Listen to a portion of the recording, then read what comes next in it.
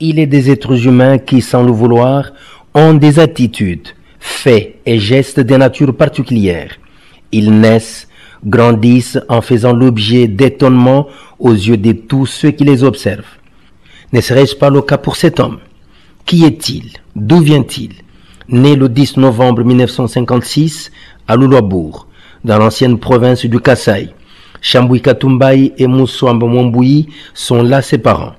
Dio Kansangulouja Richard, car c'est de lui dont il est question. Des natures timides, distant, calme, s'est fait remarquer sur son passage. Son père Katumbaï donne ici un témoignage.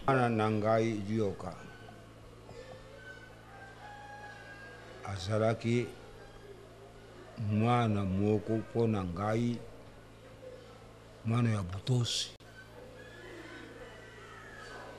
mwana ya butosi intelligente azalaki mwana ya mobudu te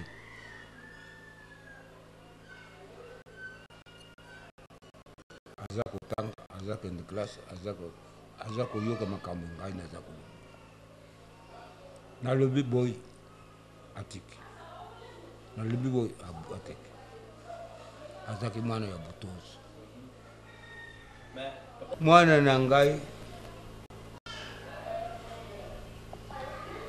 ngai moko naza na eloko ya kopesa ye te Nzambe Dieu tout puissant. Dieu tout puissant. Nde mutu akopesa mwana na ngai eloko ye alingi. Ngai nakokuluba nini? Na mukili oyo. Eloko moko. Eloko nakokuluba ezakike Nzambe apone na mwana na ngai azala kuruaya ya balunga te mukolo Nzambe alubate akamata ye na mukolo Nzambe akulubate akamata ngai. Après l'école primaire, le jeune Richard, qui aimait la technique, choisit de faire l'électricité à Litinjili. Très intelligent à l'école, il adhéra à l'église Nzambe Malamu pour le salut de son âme. Il se donna complètement à la prière et se sépara de ses amis. Cette nouvelle vie de l'église changea ses attitudes à la maison, s'enfermant dans sa chambre, lisant les littératures religieuses seul. J'ai connu Richard Dioka, actuellement pasteur, dans les années 70. On était encore des enfants, moi j'avais 12 ans et lui en avait plus que moi parce que c'est un grand frère.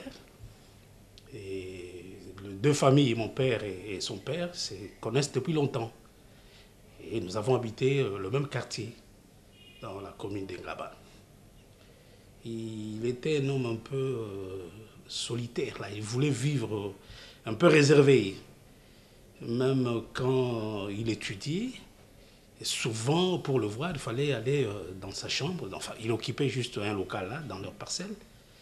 En tout cas, vraiment, il était un homme un peu vraiment solitaire. Il aimait cette vie-là. Mais en tout cas, c'est quelqu'un qui aimait beaucoup lire. Et on l'avait même surnommé Petit Savant. Parce qu'il lisait beaucoup, il était toujours dans sa chambre.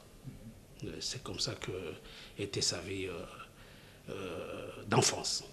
Dans sa jeunesse, comme tout le monde, il pouvait se livrer au foot.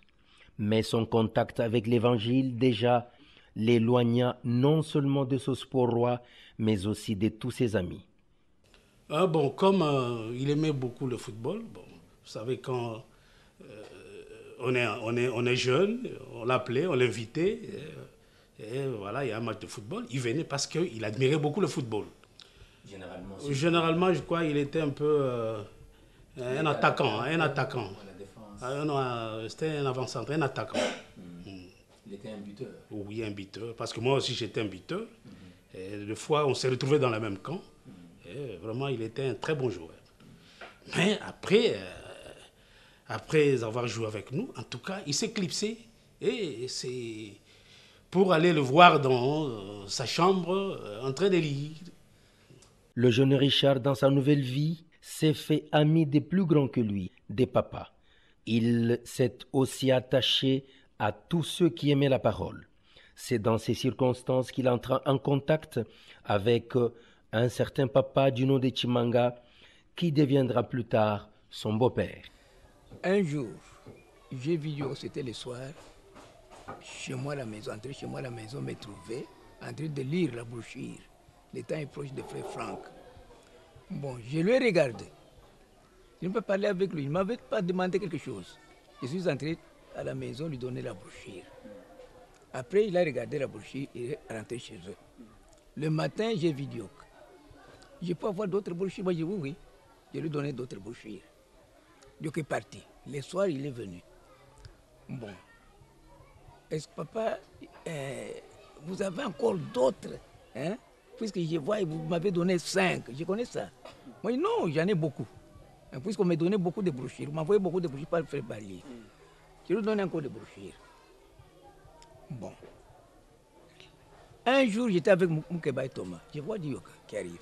Mais papa, voilà, on doit faire, mais il faut que quelqu'un lise et l'autre explique. Moi, je dis, c'est très bien ça. Hein? On est resté avec Diok comme ça. Bon, Moukeba, tirez attention de Diok. Quel Moukeba? Moukeba et Thomas, il est déjà mort. Moukeba et Thomas. Ok. Bon, quand Diok est parti, moi j'ai dit Moukeba, ce garçon est intéressant. Hein? Voilà les garçons ici, intéressant. Et je voudrais, n'est-ce pas, qu'il soit toujours avec nous. Bon, maintenant, vous voyez ce qu'il vient de dire. Pour moi, je voudrais garder ces garçons. Oui, c'est très bien. C'est l'un de Moukeba. Bon. En fréquentant, Diok venait, on causait, hein, on lit des brochures, Diok explique tout cela. Moi, Diok priait, ainsi de suite, tout cela. Hein, je vais vous dire en bref. Bon, je suis resté avec Diok toute la vie de mon épouse. Et très bien avec les garçons. Mais après la mort de mon épouse, voilà ce qui s'est passé. Je suis resté avec Dioka, dormir ensemble avec Dioka, avec mes 2 enfants, Chimanga et Mbouy, dans ma chambre. Dioka, c'est les seuls garçons qui me donnaient des conseils. Puis je ne voulais pas, n'est-ce pas, entendre tout ce que la famille disait. Dit non, papa, laissez. Dioka, c'est le combattant du message. Dioka, mon fils. Dioka, aujourd'hui, devient mon pasteur. Si je vais entrer beaucoup des histoires, on dira puisqu'il est mon beau-fils. Non. Qu'a-t-il été ce grand frère Dioka pour ses frères et sœurs à la maison? Sa jeune sœur Rachel Banki raconte. Pasteur, en tout cas, azalaki mutu moko enfermé. Akokende classe, soki awuti classe, comme bazalaki na chambre na bango part, papa apesa bango porte na bango chambre salon. Awuta classe, akotika na chambre, aza kuna enfermé, azotanga, bien azoprier, boyaka na biloko, bodepozele bango na ndako na bango, obimi okei, akoti. Ceux qui maman azate, maman voyagé, yende aza prendre soin na biso, akolamba, nyonso, donc propreté, donc ceux qui ayo kokuta salité oza na problème. Azolamba fufu, azotuta pondu, azokende kotokela biso mai, wana biso oza na mikuse boye. Akende kotokela biso mai, tozotoka mai quelque part na libulu wana ba robinet côté na biso na koti penza te ezaki na lemba. Toka mai acheli biso na ndako asokoli biso mai asisi soki classe wana soka uti classe ata soki aza na ndako soki neta ke classe te ou bien ndenge ni soki aza na congé nyonso eza na maboko na ye bino boza wana kaka mpona kosécurir ye tindi yo boye na bo donc ndenge wana enfermé et jusqu'à ce que papa komaki na problème contre ye. Komaki mbala mususu boye ye boye atuni pasteur Dioka aza bandaki classe nano ayete siko papa kotomboka ou bien ayaki ake église papa kotumbaka mwana oyo banda yebi liloba nzambe ale komi kaka église babroshi wana nyonso nazotumbango soki ayelelo na koboma ye wana biso nyonso tokomi kaka tozolenga tovandi boye tokozela ye libanda tilera koya koyebisa ye ke no kokota awa te papa azokanela yo soki aye toyebisi ye ndenge wana ake pa bafrère na bango ale biso tokoti na ndako toke kolala. Comment est-il entré en mariage? L'homme indiqué, Papa Chimanga Jean Bosco, surpris de la demande de celui qu'il appelait déjà son fils, lui dit: Un jour, je vois Dioka qui venait me dire: Papa, je voudrais marier Kapina. Moi, j'ai dit: mais ma femme, toi, tu viens me marier. Pourquoi tu me poses cette question? Allez vous entendre avec Kapinga. Si vous allez vous entendre avec Kapinga, tu viendras me dire. Moi, je suis son père. Dioka est entré. Comme il est allé voir Kapinga, ils ont causé avec Kapinga. Dioka n'est revenu plus. Il est allé dire à Moukouna que nous sommes entendus avec ma fille. Et je l'aime beaucoup. Puis c'est un gars spirituel. Mais je répète que Dioka m'avait posé la question que je vais marier. Kapinga m'a dit: non, est-ce que tu me maries? Allez demander Kapinga. Si vous allez vous entendre avec Kapinga, venez. Dioka n'était pas venu. Il est allé directement chez Moukouna. Sœur Kapinga se rappelle de leur début comme si cela était hier avec le frère Dioka. On a ebelaki kaka neti frère Dioka azoya soki akuti papa ou bien grand frère nanga bakovanda baosolola ake na ye amesanaki na ndako na biso azali neti kaka mwana ndako nayebelaki na modele wana te na koloba nazalaki na ide wana te ide wana ezalaki te ke aoya obalanga ezali te jour oyo ye ayaki jour oyo ye ayaki po asola na papa na biso bon papa namona babengaki epai ya papa Mukuna frère Mukuna ntango ye aya tuninga wapi papa ngabi te papa babengi ye epai ya papa Mukuna nde sikoyo namoni ake na ye akei bon ntango papa na biso aye abeteli tata tozali na tata mwasi na biso po ale mama biso akufi tata mwasi na biso nde moto tikala ye na ndako tozali kovanda na ye sikoyo papa nzoka sikoyo asololaki na bango abeteli deja bango sikoyo papa tata mwasi asouffle nga comme tozali mpe olala ne place moko asouffle nga eleki ayebisi nga kaka ke nani papa ayebisi bango ke papa Mukuna abengi ye ayebisi ke frère Dioka alingi abala yo sikoyo nga mpe ekamusa nga makasi ntango ayebisi nga bongo bon après eleki nango te soki deuxième jour nango ye aye koya asolo sikoyo na papa nde papa sikoyo ayebisi bon okoki akosola na ngai nde sikoyo aye abengi nga sikoyo tovai neli na lupango ye moko abengi yo abimi te atindileki na nga ke babenga ngai lelo sikoyo nabimi tovandi nde ayebisi ngai ke nasololi na frère Mukuna naye kosola mpe na papa moto toze nasola na yo mpona nali na balo sikoyo nga kamusa nga olingi obala nga sikoyo nasekaki makasi ntango naseki ayebisi nga ke komona sikoyo naseki alobi nanga omona yango ozwa yango neti blague bien nini sikoyo ngai bon natikala koprie sikoyo obona ya jour ninga bite nazwa na ta na prier nde akei esali une semaine après tokomi kota na deuxième semaine aye sikoyo nasolo na tata mwasi na biso bon bango nyonso bapresaki ye déjà lelo tosololi sikoyo ntango aye sikoyo mikolo oyo ayaki wana nde tovandi sikoyo tosololi bon nayebi se bon ndenge na prier naza d'accord bon sikoyo ntango nayebi se bongo nda bien omoni ndenge ondimi wana po azali deja osala mosala na ye ntango mosusu okomona osala mosala ebebi obie nini nga yo ozoya obalanga mpo mosala sikoyo ebeba abi te eza makambo ekomaka na vie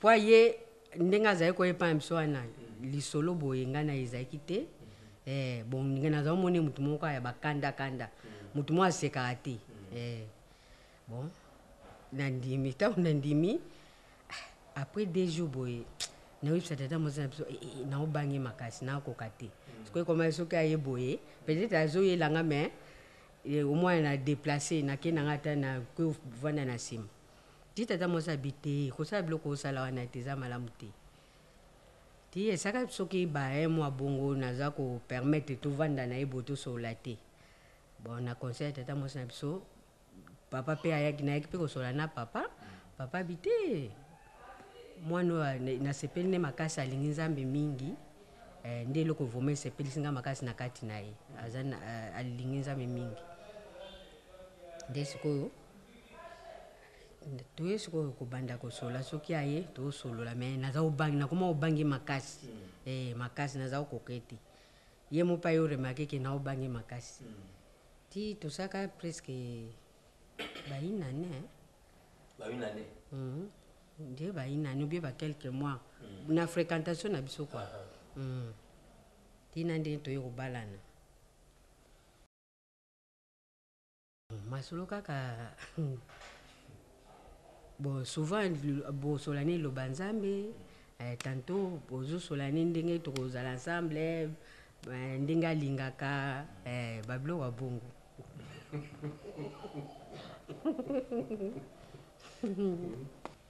bon do ya koteya po ale toze pa mokuna basi batikela echere asa teya wana avant libala te wana après libala ndi avant libala ndi avant libala awa tosi toyaki obalana ayaka oteya mpona problème ya kitambala po epa mokuna toza kokangaka bitambala nyonso oza na ndako ozaka kitambala na motu wana sikoyo kitambala ye koteya tosi tobalani deja nde a partir ya wana nde eya okotisa mobulu bayobenga na ye sika oyo ondemaki kobala mobali oyo aza kotia mobulu na église epesaki yo mwa kobanga pe te soki alobi makambo ezaka ya ye moko donc comme aza olakisa ngango mpe na ndako po papa na biso po mama oyo anga akufana na message akufana na message tozwa okanga bitleka tondimi message tozwa okanga bitambala mais mama oyo anga ye azalaki soki na ndako baolongola kitambala mais nga nazali nango ka chaque heure nyonso naza nango mpo mona bafrère bakoya boto prie ndeni ozala kitambala na motu te sikoyo ekomaka heure nyonso naza nango sikoyo papa na biso azalaki heure nyonso kolobelanga mpo nini kitambala heure nyonso na motu sikoyo lere na ye kokota na libala ye mpe aye olakisa ngango abike nini kitambala eza yango te oyo balobi na oyo prophète alobi prophète alobi ke fo suki ya mwasi mais eza kitambala te eza malamu te fo otika kitambala nde ekoma mpe na ndako lere nasi nakoti libala ere mo nakomi nazolongola yango na motu nde yaka osala problème lere na église ntango atalisi yango ate yango nde baye kobengane bon omoni lai tobalani yaki nga azali aremakaki na bangaki makasi bo azali kaka soki tovandi omona aza na ngai kobanga nga te so omoni naza na problème yebisa nga naza motu soki ata tovandi na ye une semaine atuni nga semaine omomole oni omoi nasali yo omona nayebisi ye soki likambo wana esepelisi nga te natalisi ye bon au fur et à mesure azali olobela nga bongo nde mwa kobanga oni azali obanga ye ekoma quand même kolongo po ye azali koseka boye te mais soki aye tokoki kovanda na biso tosololi soki bato baza ebele boye meme bandeko ne meme bandeko na ngai jamais omoni aseka azalaki donc eloni nakoloba epuis azalaki moto moko alingi bokosola makambo pamba te ye omoi liloba nzambe eboye nde bokoki kosola na ye sikoyo naza omona eloni nakoki kosola na ye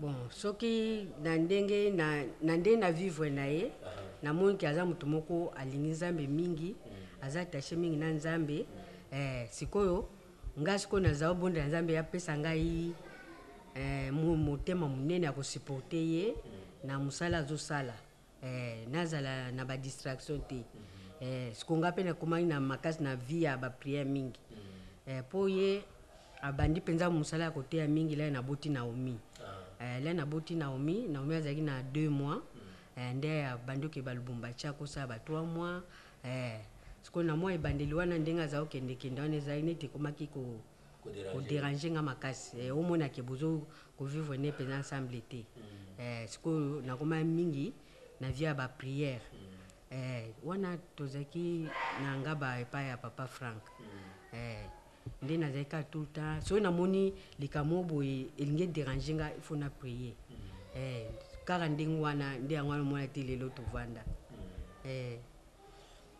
liboso ezalaki kotungisa mingi ezalaki vraiment kotungisa nga makasi ka nzambe kobondela nzambe soki etungisi ngai mo baide mo ezoyelo ya mabe omonaka nake mpo nazali na mama moko mama Albertine aza mama bafrère Guy mama wana ye vraiment moto asunganga mingi azina baconseil azoyebisanga ke obali mobali aza mosali ya nzambe kozala na distraction te faut priaka mingi bapriere na yo ekosunga ye mpe na mosala azosala epuis ekosunga yo mpe makasi motu te aya na bamwa mpo ezali mpe na basere mosusu babi yo ndenge boyoka mobali aza tout le temps na église tantôt lere toza na Shekina lere tobandi lere aza orecevoir bato ebele kala na Shekina omona ata sere mosusu akokoya okoki kokende te ka na molongo ndenge azorecevoir wana oyebiseke pase na ye oyebisoke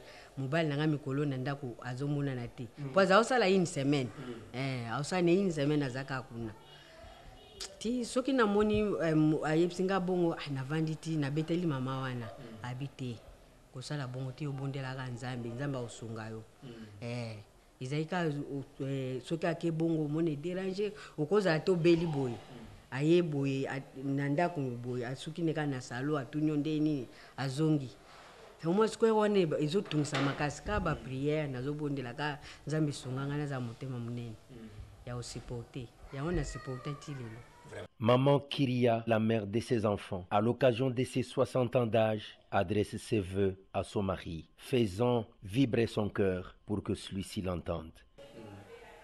Na opeseka nzambe apambole na nde tovandi na 60 ans aza mobali malamu mpo na nga asungaka nga mingi me aza na tumo makamwa makasi mpe asalelanga mais nzambe vraiment apambola ye mingi alashe nanu mwa moke mpo aza vraiment mwa babesoin mosusu asalaka ngo mpenza te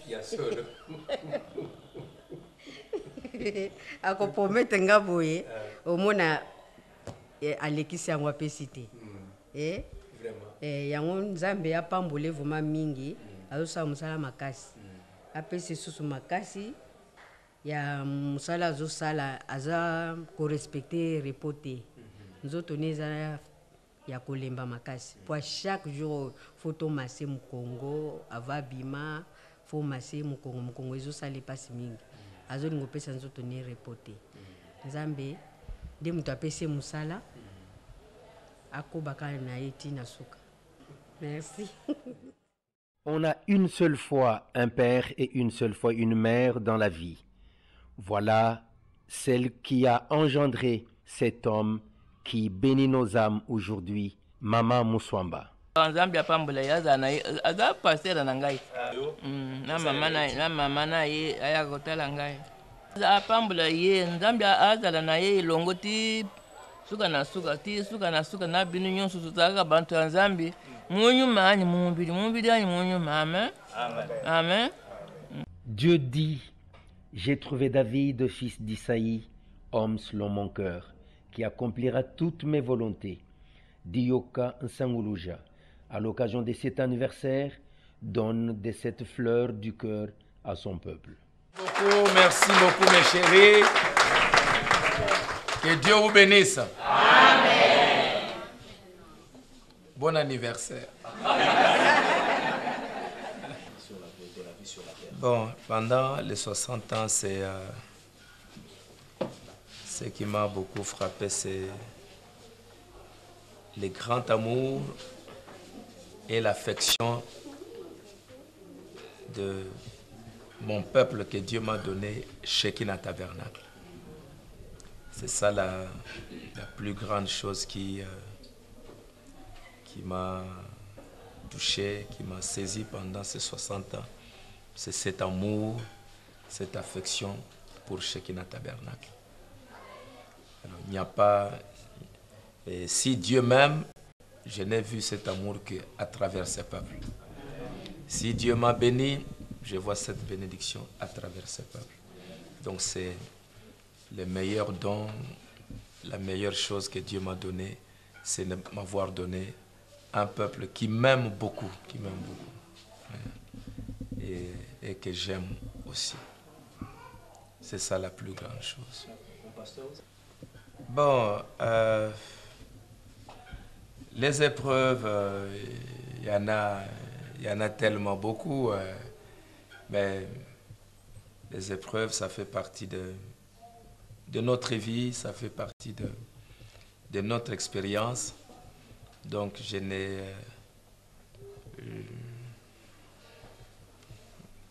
ne garde pas, je ne vois pas un très mauvais souvenir que je ne vois pas.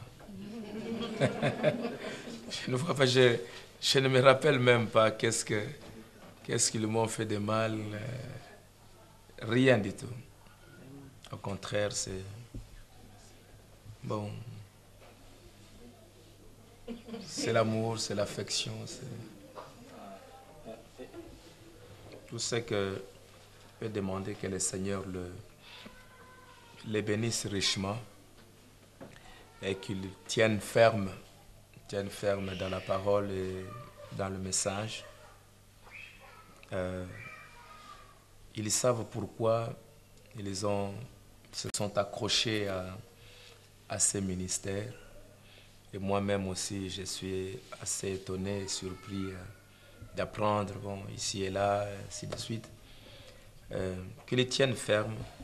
Ils n'ont pas... ils ne sont pas à une mauvaise adresse. Ils sont vraiment à la bonne adresse et au bon numéro. Et je crois qu'ils ne se sont pas trompés, mais la grâce de Dieu va nous garder ensemble.